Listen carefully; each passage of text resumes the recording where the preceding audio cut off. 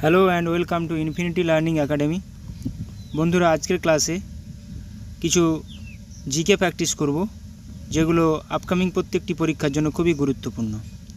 First question, বিশ্বের বৃহত্তম মরুভূমি কোনটি? বিশ্বের বৃহত্তম মরুভূমি হলো সাহারা মরুভূমি। তার সাথে আমরা কিছু মরুভূমি কোথায় অবস্থান সেটাও দেখে নেব। সাহারা মরুভূমি কোথায়? উত্তর আফ্রিকা। সিম্পসন মরুভূমি উত্তর আফ্রিকা। কালাহারি মরুভূমি দক্ষিণ আফ্রিকা। থর মরুভূমি ভারত ও পাকিস্তান। গোবি মরুভূমি চীন ও মঙ্গোলিয়া। গিবসন মরুভূমি অস্ট্রেলিয়া। গিবসন মরুভূমি খুব ইম্পর্ট্যান্ট। গ্রেট স্যান্ডি মরুভূমি কোথায় অবস্থিত? অস্ট্রেলিয়াতে। গ্রেট ভিক্টোরিয়া মরুভূমি কোথায় অবস্থিত? অস্ট্রেলিয়া। প্যাটাগোনিয়া বা প্যান্টাগোনিয়া মরুভূমি আর্জেন্টিনা। তাকলামাকান মরুভূমি কোথায় অবস্থিত? চীনে। আরবীয় মরুভূমি কোথায় অবস্থিত? মধ্য পূর্ব এশিয়া। কিজুলকুম মরুভূমি কোথায় অবস্থিত? পশ্চিম এশিয়া। কেন্দ্রীয় ধান গবেষণাগারটি কোথায় অবস্থিত? কেন্দ্রীয় ধান গবেষণাগার অবস্থিত কটক, ওড়িশার। আরও কিছু গবেষণাগার দেখে নেব। ভারতের কৃষি গবেষণাগার কোথায় অবস্থিত? নিউ দিল্লি। কেন্দ্রীয় ধান গবেষণাগার কটক। কেন্দ্রীয় আলু গবেষণাগার সিমলা। কেন্দ্রীয় আখ গবেষণাগার কোয়েম্বাটুর। কেন্দ্রীয় তামাক গবেষণাগার রাজামুন্দ্রি। এখানে তামাক এবং আলু, ধান প্রত্যেকটা ইম্পর্ট্যান্ট। কেন্দ্রীয় গম গবেষণাগার পুসা, খুবই ইম্পর্ট্যান্ট। কেন্দ্রীয় পাট গবেষণাগার ব্যারাকপুর, এটাও ইম্পর্ট্যান্ট। কেন্দ্রীয় মৎস্য গবেষণাগার জুনপুট। কেন্দ্রীয় চা গবেষণাগার টোকলাই, জোরহাট। কেন্দ্রীয় কফি গবেষণাগার কোথায় অবস্থিত? কাসারগড়, চিকমাগালুর, এটা কর্ণাটকে অবস্থিত। মাউন্ট এভারেস্ট কোন দেশে অবস্থিত? মাউন্ট এভারেস্ট নেপালে অবস্থিত। বিশ্বের সর্বোচ্চ শৃঙ্গ মাউন্ট এভারেস্ট। আমরা দেখে নেব ভারতের কিছু পর্বতের সর্বোচ্চ শৃঙ্গ। নীলগিরি পর্বতের সর্বোচ্চ শৃঙ্গ দোদাবেতা। আন্নামালাই পর্বতের সর্বোচ্চ শৃঙ্গ আনাইমুদি। পশ্চিমঘাট পর্বতের সর্বোচ্চ শৃঙ্গ আনাইমুদি। এই আনাইমুদি কিন্তু দক্ষিণ ভারতেরও সর্বোচ্চ শৃঙ্গ। পূর্বঘাট পর্বতের সর্বোচ্চ শৃঙ্গ জিন্দাগাদা বা জিন্দাগাদা। আরাবল্লী পর্বতের সর্বোচ্চ শৃঙ্গ গুরু শিখর। সাতপুরা পর্বতের সর্বোচ্চ শৃঙ্গ ধূপগড়। মহাকাল পর্বতের সর্বোচ্চ শৃঙ্গ অমরকণ্টক। মিসমি পর্বতের সর্বোচ্চ শৃঙ্গ দাফাবুম। আন্দিজ পর্বতমালা কোথায় অবস্থিত? দক্ষিণ আমেরিকা। রকি পর্বতমালা উত্তর আমেরিকাতে অবস্থিত। গ্রেট ডিভাইডিং রেঞ্জ পর্বতমালা পূর্ব অস্ট্রেলিয়াতে অবস্থিত।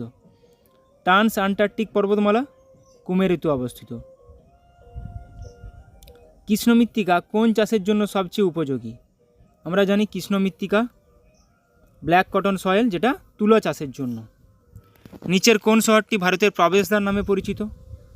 ভারতের প্রবেশদ্বার নামে পরিচিত কোন শহর? মুম্বাই। আমরা কিছু শহরের ডাক নাম দেখে নেব, উপনাম। আহমেদাবাদকে বলা হয় ভারতের ম্যানচেস্টার। কোয়েম্বাটুরকে বলা হয় দক্ষিণ ভারতের ম্যানচেস্টার। কানপুরকে বলা হয় উত্তর ভারতের ম্যানচেস্টার। মুম্বাইকে বলা হয় ভারতের প্রবেশদ্বার, ভারতের হলিউড, মূলধন রাজধানী, ভারতের ভেনিস অলসো। চেন্নাইকে বলা হয় দক্ষিণ ভারতের প্রবেশদ্বার, সবুজ নগরী। শিলিগুড়িকে বলা হয় উত্তর পূর্ব ভারতের প্রবেশদ্বার। ক্যানিংকে বলা হয় সুন্দরবনের প্রবেশদ্বার। দার্জিলিংকে বলা হয় পাহাড়ের রানী। মুসৌরিকে বলা হয় পর্বতের রানী। কোচিকে বলা হয় আরব সাগরের রানী। কলকাতাকে বলা হয় প্রাসাদ নগরী বা সিটি অফ জয়, খুবই গুরুত্বপূর্ণ।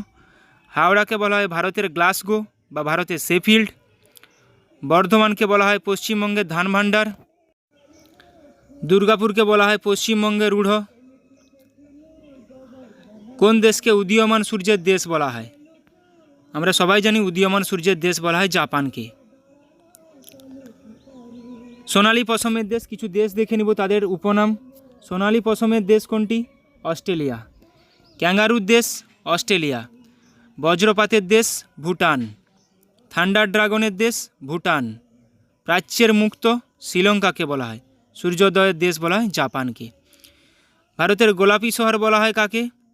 গোলাপি শহর বলা হয় জয়পুরকে। Pink city. ভারতের কোন রাজ্যে মরুভূমি রয়েছে? আমরা সবাই জানি ভারতের কোন রাজ্যে মরুভূমি? থর মরুভূমি রয়েছে ভারতের রাজস্থানে। কোন গভর্নর জেনারেল সতীদাহ প্রথা নিষিদ্ধ করেছিলেন? সতীদাহ প্রথা নিষিদ্ধ করেছিলেন লর্ড উইলিয়াম বেন্টিঙ্ক। এবার কিছু গভর্নর বা ভাইসরয় দ্বারা প্রবর্তিত কিছু নীতি দেখে নিব। লর্ড কর্নওয়ালিস চিরস্থায়ী বন্দোবস্ত প্রবর্তিত করেছিল। লর্ড কর্নওয়ালিস সিভিল সার্ভিস প্রবর্তিত করেছিল। লর্ড ওয়েলেসলি অধীনতামূলক মিত্রতা নীতি প্রবর্তিত করেছিল। লর্ড উইলিয়াম বেন্টিং সতীদাহ প্রথা নিষিদ্ধকরণ, যেটা এখনই পড়লাম। লর্ড উইলিয়াম বেন্টিংকের সময় আবার কি হয়েছিল? ভারতে ইংরেজি শিক্ষার সূচনাও হয়েছিল, খুবই গুরুত্বপূর্ণ। লর্ড ডালহাউসি সত্যবিলোপ নীতি, খুবই গুরুত্বপূর্ণ। লর্ড ডালহাউসি ভারতের রেলপথের সূচনা 1853 সাল। লর্ড ডালহাউসি টেলিগ্রাফ ও ডাক বিভাগের সূচনা। লর্ড ডালহাউসি সাঁওতাল বিদ্রোহ করেছিল। সাঁওতাল বিদ্রোহ লর্ড ডালহাউসির সময় হয়েছিল। লর্ড ডালহাউসি হিন্দু বিধবা বিবাহ পুনর্বিবাহ আইন করেছিল, পুনর্বিবাহ আইন প্রবর্তিত করেছিল, যেটা ক্যানিংয়ের সময় অ্যাকচুয়ালি যেটা লাগু হয়েছিল। লর্ড ক্যানিং সিপাহী বিদ্রোহ, লর্ড ক্যানিংয়ের সময় সিপাহী বিদ্রোহ হয়েছিল। লর্ড ক্যানিংয়ের সময় মহারানীর ঘোষণাপত্র হয়েছিল। লর্ড লিটন কি করেছিল? দেশীয় সংবাদপত্র আইন, খুবই গুরুত্বপূর্ণ। লর্ড রিপন ফ্যাক্টরি আইন প্রবর্তিত করেছিল। লর্ড রিপন দেশীয় সংবাদপত্র আইন বাতিল করেছিল। দেখো, দেশীয় সংবাদপত্র আইন লাগু করেছিল লর্ড লিটন, কিন্তু বাতিল করেছিল লর্ড রিপন। লর্ড রিপন দেশীয় স্থানীয় স্বায়ত্তশাসন ব্যবস্থা সূত্রপাত করেছিল। লর্ড রিপন, যেটাকে লোকাল সেলফ গভর্নমেন্ট বলা হয়, স্থানীয় স্বায়ত্তশাসন। লর্ড ডাফরিনের সময় জাতীয় কংগ্রেস প্রতিষ্ঠা হয়েছিল অ্যালান অক্টোভিয়ান হিউমের সাহায্যে। ভারতের দীর্ঘতম নদী হলো কোনটি? আমরা সবাই জানি ভারতের দীর্ঘতম নদী হলো গঙ্গা। Thank you.